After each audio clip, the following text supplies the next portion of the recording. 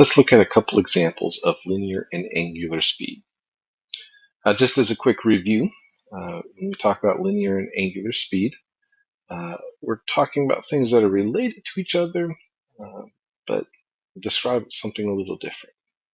Okay, so if we have a circle and we have a central angle, say the angle is uh, theta radians, and or it could be in degrees, and we have a radius for that circle, and we know the length of the arc that is subtended by that central angle.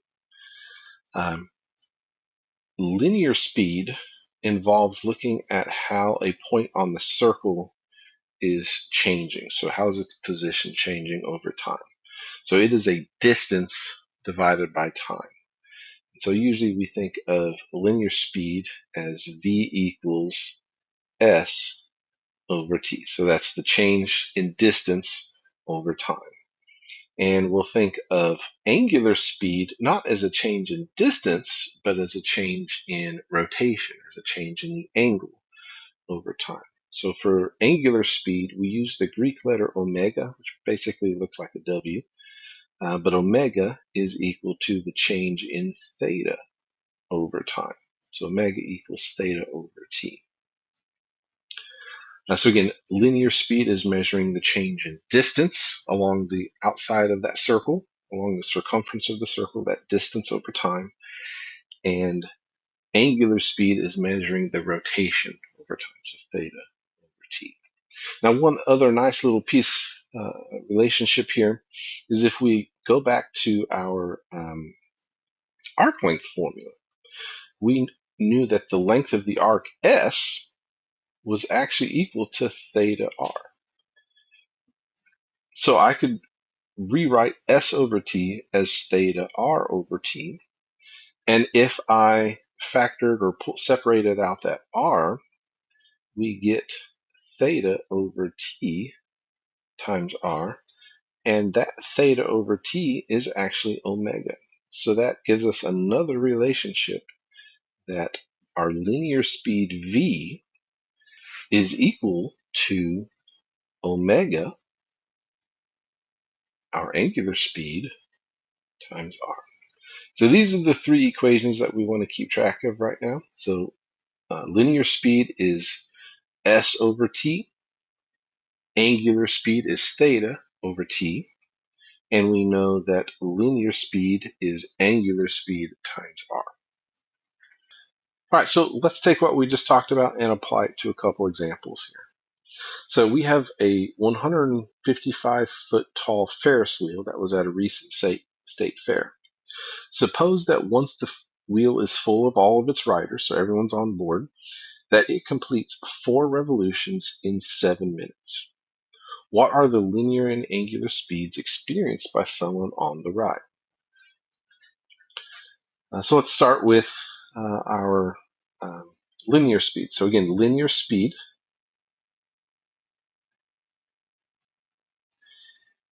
is V equals S over T. Okay, and so we know we are traveling, in this example, we are going to travel 4 revolutions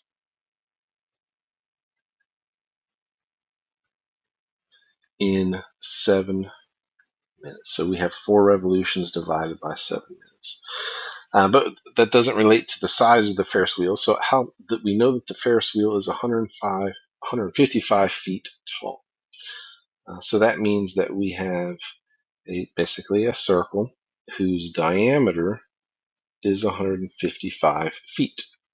So how do we relate the diameter of the circle to the actual length of the circle, right? So that would be the circumference. So we know circumference of a circle is pi times the diameter.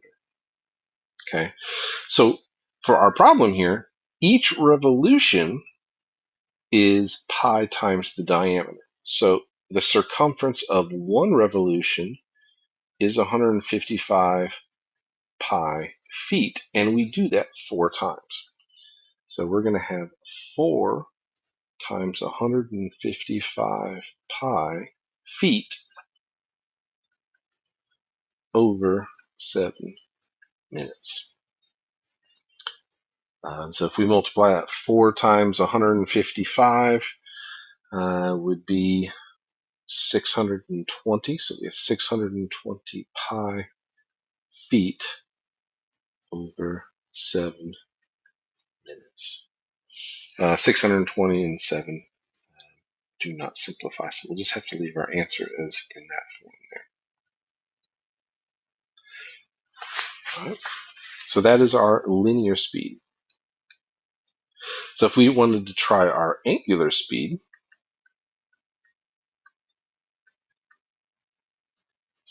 again, omega is equal to theta over t. So how much rotation has occurred in those 7 minutes? Well, we have 4 revolutions, and each revolution is 2 pi radians. Or we could do it as 360 degrees if you want, but we'll just leave it in radians here. So our angular speed is 8 pi over 7, and that would be in radians per minute.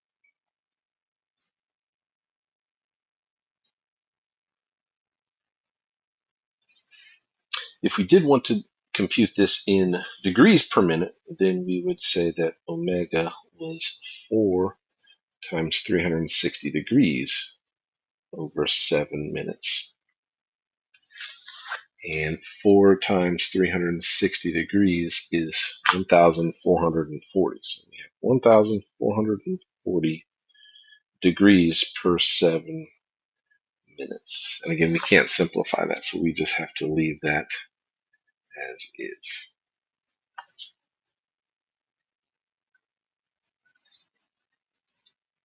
Or we could use technology and approximate that to about 206, rounded to the nearest whole number, 206 degrees per minute. So each minute we're going to travel a little over halfway around the circle.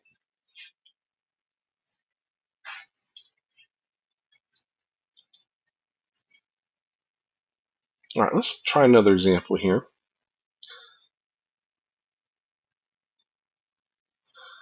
So we're still involving, so we're still looking at angular and linear speed. So we have a vehicle that's traveling along a highway at 60 miles per hour, and we know the outer diameter of its tires is 30 inches. What is the angular speed of the wheel in radians per minute, and how many revolutions does the wheel complete per minute? So first things, again, we're going to use the same formulas. Linear speed is s over t, so it's the distance over time. Angular speed is the change in the angle over time, so theta over t. And then again, we could also use the relationship, the equation, that linear speed is equal to angular speed times the radius of the circle. And we might want to head into that one, but let's see. So a couple other things to look at here. We are given the speed in miles per hour. We're given the diameter of the tires in inches, and we want to compute the angular speed in radians per minute and revolutions per minute. So we have to do some conversions here. So let's start with the speed first. So we have 60 miles in 1 hour. That's 60 miles per hour. And we need to convert miles into inches, and then we can also convert hours into minutes. So to do that, we can just kind of use these conversion factors here, write these as ratios, and we just multiply everything across. So we know we have 60 miles in the numerator, so that means we need to put miles in the denominator, and we can convert that to feet. We know 1 mile is 5,280 feet. And the reason I put the miles in the denominator is so that it cancels with the miles that was in the numerator to begin with. Okay, so that gets me to feet, but I still need to go to inches. And so we're going to use another ratio here. I need to use feet to inches. Again, I'm going to put feet in the denominator so it cancels with the feet that I already have in the numerator. I know 1 foot is 12 inches, right? And so we've converted from miles to inches. We still just need to multiply everything across. We also need to convert from hours into minutes. Well, we can do the same kind of thing. We can just keep multiplying across here. I have hours in the denominator, so now I need to have hours in the numerator, and we can convert hours to minutes. We know 1 hour is 60 minutes. And again, that's going to cancel the hours in the denominator with the hours in the numerator. And so if we just multiply everything across, we have 60 miles times 5,280 feet times 12 inches. And all of that is divided by 1 times 1 times 1 times 60 minutes. And we're going to have the units that we have left are inches in the numerator and minutes in the denominator. So that's inches per minute. And the nice thing here is these 60s cancel out. And so we are left with 5,280 times 12, which is 63,360. So 63,360 inches per minute. Okay, so that's kind of a big number here, but inches per minute. And we're moving at a pretty fast speed. So that is the speed that this car is traveling, not in miles per hour, but in inches per minute. So we've got all of our units kind of together here. All right. So for part A here, we want to find the angular speed. So we could use the angular speed formula, which means we need to find theta. We could also try and use the relationship between linear and angular speed. So if we could find linear speed, we could then find angular speed. So let's try that. So how do we find linear speed? All right, linear speed, again, is S over T. It's the distance we travel divided by the time. So how far did I travel?